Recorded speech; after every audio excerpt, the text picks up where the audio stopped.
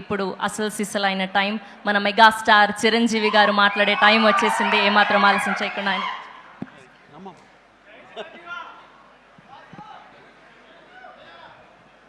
ఈ అద్భుతమైన కార్యక్రమానికి విచ్చేసిన ప్రతి ఒక్కరికి హృదయపూర్వక నమస్కారాలు.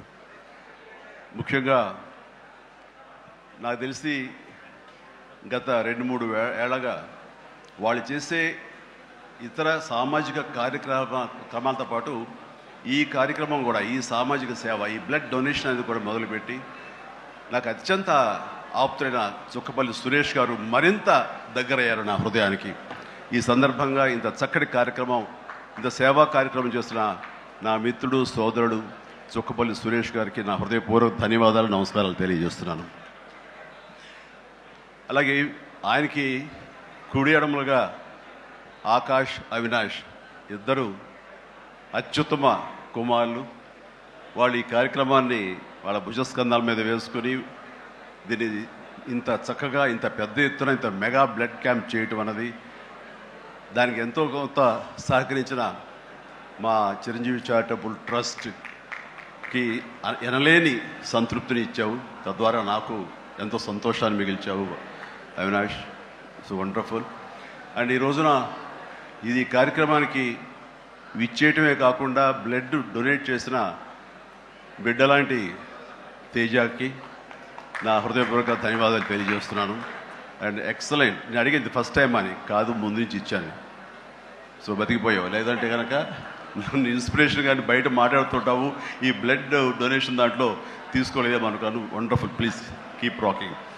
అండ్ ఇక్కడ ఏడు ఇచ్చేసినటువంటి సంయుక్త గారికి, అలాగే Chiranjeevi charitable trust chief medical officer doctor Madhavi, నా చెల్లి, తనకి, అండ్ ఈ కార్యక్రమాన్ని ఇంత బాగా నిర్వర్తించడానికి పరోక్షంగా ప్రతి పురుషుడు వెనక ఒక స్త్రీ ఉండాలి, దానికి మిసెస్ సురేష్ గారికి, వారి ఇతర సిబ్బందికి నా హృదయపూర్వక ధన్యవాదాలు తెలియజేస్తూ, మరీ ముఖ్యంగా ఈ రోజు నేను మెన్షన్ చేయాల్సింది, ఇక్కడ ఈ కార్యక్రమానికి విచ్చేసి దాదాపుగా 1000 మంది సాయంత్రం లోపల బ్లడ్ డొనేట్ చేస్తుంటే రక్తదాతలకి నేను మరీ మరీ మరీ శిరస్సు వంచి నమస్కరిస్తున్నాను.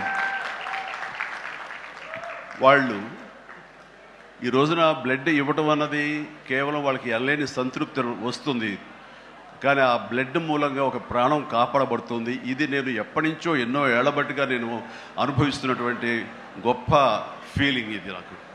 అంటే చాలాసార్లు చెప్పాను, కానీ ఎప్పటికప్పుడు కొత్త జనరేషన్, కొత్త యువకులు వస్తున్నారు కాబట్టి నేను మళ్ళీ చెప్పాల్సినటువంటి ఆవశ్యకత ఎంతైనా ఉంది. ఎందుకంటే ఇది చాలామందికి స్ఫూర్తినిచ్చే ఒక అంశం.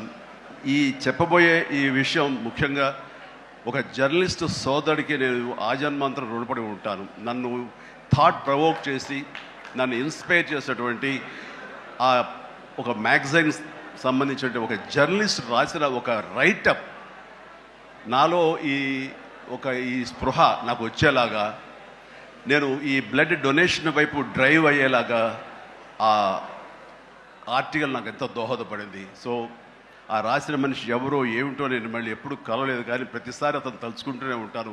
ఈ సందర్భం కూడా అతనికి నా హృదయపూర్వక ధన్యవాదాలు తెలియజేస్తాను ఆ జర్నలిస్ట్ సోదరుడికి.